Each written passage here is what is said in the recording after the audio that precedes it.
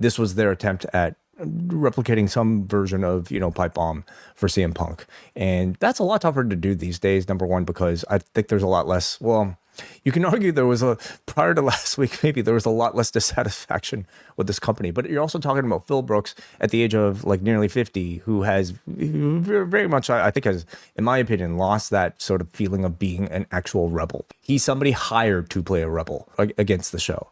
That said, though, I can strictly appreciate this for the performance, and I thought it was an absolutely brilliant CM Punk performance. So first, let's get this out of the way. Like, even the original pipe bomb promo was something that was commissioned that ultimately benefited the show, right? Which this was as well. Like, this had the purpose of building interest to the pay-per-view match, of course. And then it also had the further purpose of doing some level of damage control for the online sentiment that came out of the Pat McAfee segment on Friday. And the third aim of it was to, I'm sure, announce an upcoming sale for these WrestleMania tickets that they were probably going to engage in CM anyway. sale. Yeah, I think. Yeah, well, certainly.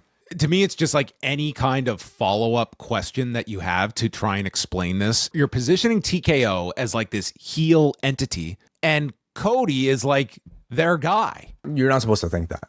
That's supposed what to think Pat McAfee told us. And that's what any viewer would watch this and see. Like, that's just in front of you. There are two levels to the Cody promo. One is Pat McAfee, that's storyline. And the level two is recognizing that Pat McAfee is simply a pawn and a tool and a puppet of TKO and Ari Emanuel, forcing them down our throat. That's what Cody was speaking to. Again, we're playing with territory that I would not enter. Like, I think it's far more confusing than it absolutely needs to be. But this is similar to, I think, what they hit on with Cody and The Rock for 40, right? The idea that somebody who is not involved in the wrestling, sort of like fan side of things, just fucking up your WrestleMania build.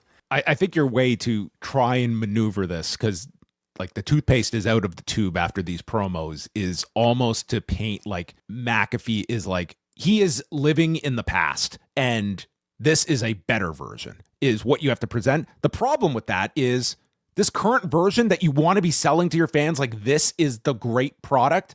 That's the TKO product. You want to put your current product over as this is the best wrestling has ever been. And you have an audience that already was somewhat, is pushing back against that argument. Now you are basically like, it's terrible. Healing TK. Like, you can't make any sense out of this. All you can do is mitigate. This is them salvaging. I feel like the Cody promo on Friday and the Punk promo here was them salvaging what is, I think, already a terrible decision.